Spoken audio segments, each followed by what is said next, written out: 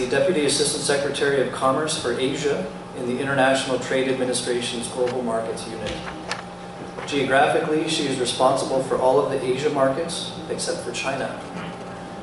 Just prior to starting her current position, Holly served as the Deputy Assistant Secretary for Africa, the Middle East, and South Asia. As Deputy Assistant Secretary for Asia, Holly directs the department's Asia-specific activities to promote trade, solve market access issues, and increase inward foreign direct investment. Please welcome Holly Vineyard.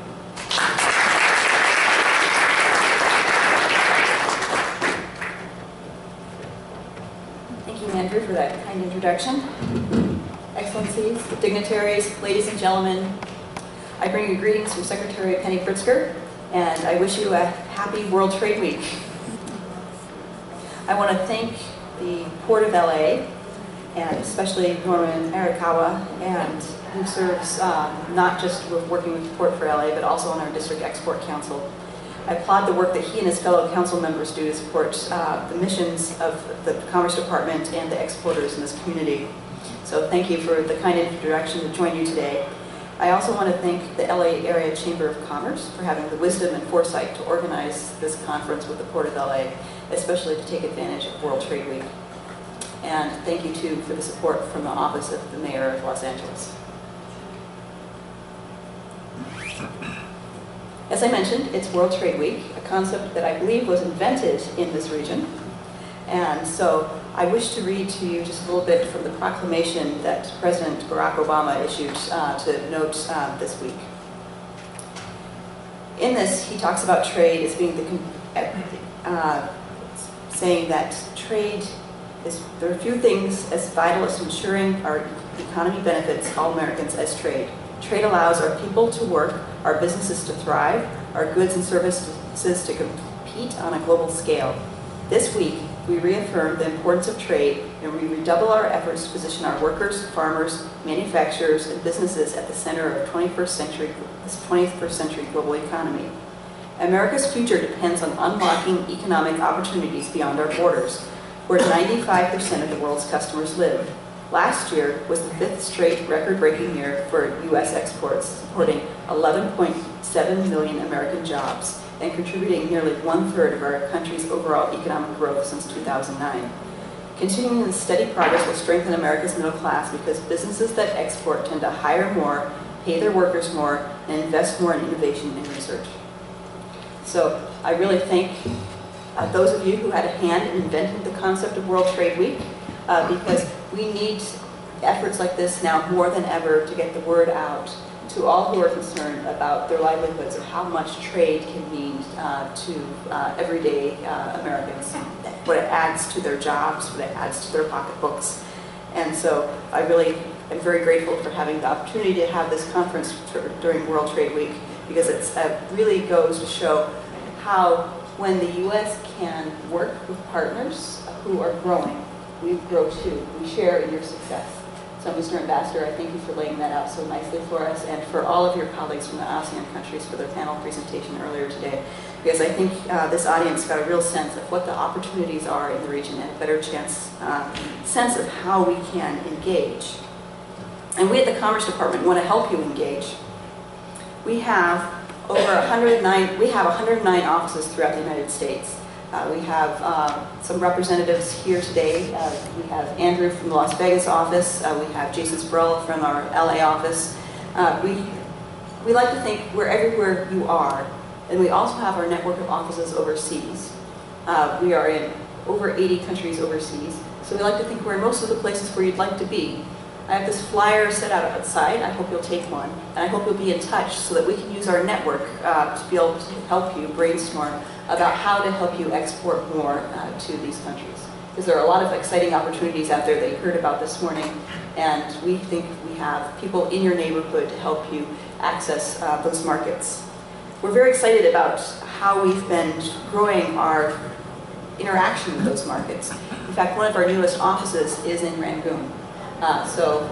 We were very pleased to open that just a few months ago, and we think that's going to be very helpful for allowing us to engage more with that country. So I want to say just a few words about the ASEAN Economic Community.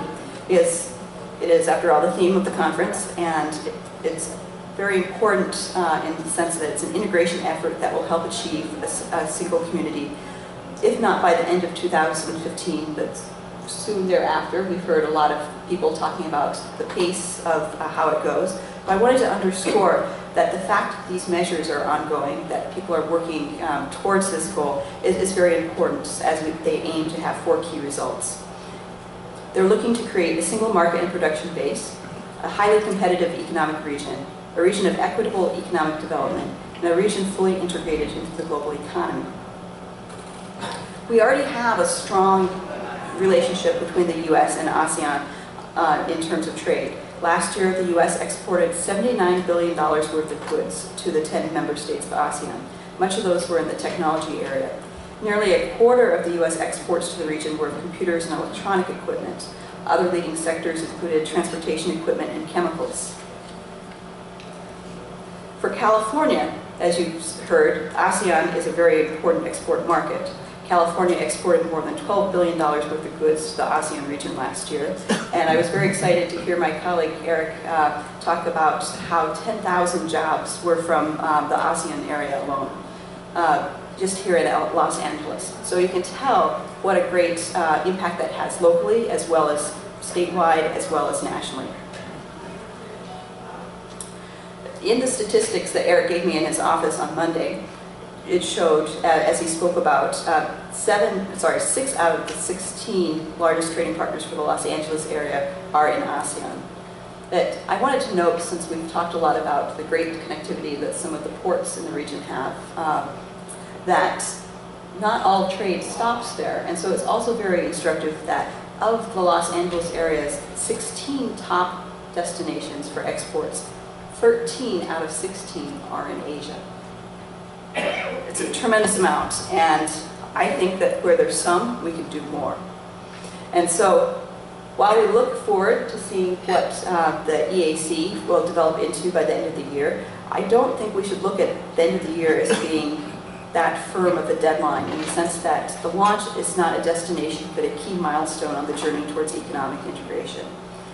While ASEAN will still have work to do to reach its goals, we, as the Commerce Department and the U.S. government, want to be there to work with them. Whether that means in terms of standards development, whether that means in terms of trade facilitation, whether that means in other areas that we haven't even thought of yet, there's a lot that we can do together that will help us have our companies and our investors engaged.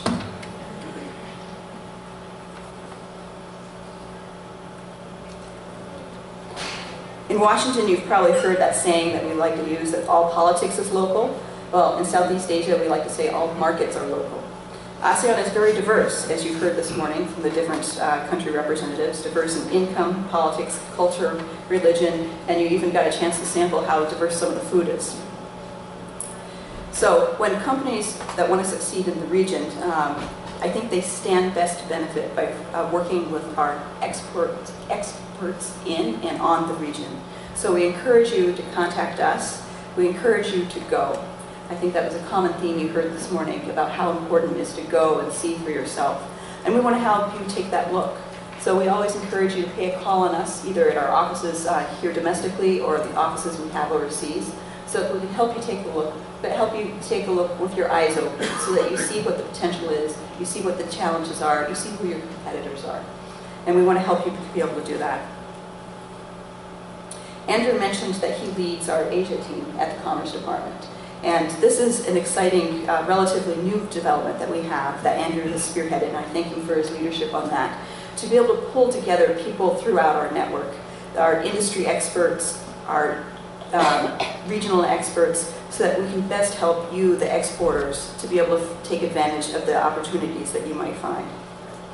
And we see this as being part and parcel of our efforts to define what that commercial dimension is under the Obama administration's rebalance to Asia. Having this Asia team in place, seeing where we're opening new offices, such as in Burma, Myanmar, and then also where we are taking trade missions and where we have senior level travel. Commerce Secretary Penny Pritzker has traveled so far in ASEAN to Indonesia, Malaysia, the Philippines, Vietnam, Singapore, and also Burma, Myanmar, where she announced that we were opening our office. So we're very proud of the network that we have in ASEAN and beyond, and we're always looking to see how we can do more and engage more, working often with the State Department and with the embassies in the places where we don't have offices yet. Since the ambassador raised the Trans-Pacific Partnership, I should say a few words about trade agreements. Trade agreements, as this audience realizes, open up foreign markets for U.S. exporters. Trade agreements also reduce barriers to U.S. exports, protect U.S. interests, and enhance the rule of law in partner countries. The reduction of trade barriers and the creation of a more stable and transparent trading and investment environment makes it easier and cheaper for U.S. companies to export their products and services to trading partners. Last year, 47% of U.S. goods exports went to trade agreement partner countries. That is nearly half of all of our exports of goods went to free trade agreement partners like Singapore and others. So we're very hopeful as we move towards the completion of the Trans-Pacific Partnership that we'll have an opportunity to send even more of our exports to our free trade agreement partners.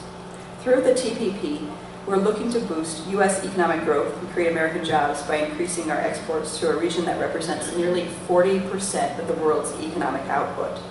The TPP has a larger significance beyond trade, though. It's the centerpiece, the commercial centerpiece for our rebalance to Asia, and it really will secure our place in the region as we write the rules of the road together with our partners. The President has often said that if we don't work on writing these rules of the road, other countries will. They will fill that vacuum. And so it's best that we work together as partners to figure out how to best ensure that our supply chains are secure and that those markets are open.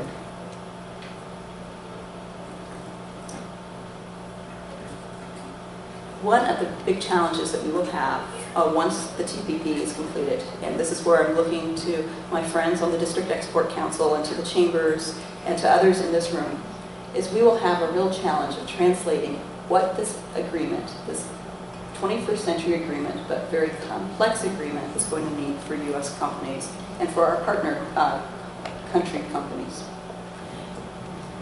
It's very likely that at the end of the day, the table of contents for the TPP will be longer than our very first free trade agreement. It's going to be complex. We're going to need to break it down into bite-sized pieces so that companies can understand what opportunities it means for them. This will be a huge challenge for us and our TPP partners to be able to make sure that the agreement that has been so long in the making can be realized. We can't just say to a small company, go click on the website and read the agreement for yourself. This thing is going to be massive, but it's going to present massive opportunities. So we'll be looking for all of you as our partners to be able to help distill what this means so that our companies can really reap the benefits. This is not going to be like any other agreement we've had in the past. It's going to be more complex, but the opportunities it offers are also going to be amazing. It's going to take our trade and investment in new directions, and I'm really looking forward to seeing how that will be done. But I know it will be done by working with all of you and people like you and organizations like the ones you represent. And I very much look forward to your cooperation in that effort, because we have something that is before us, a really amazing opportunity to engage and truly root the U.S. in with our friends and partners in Asia.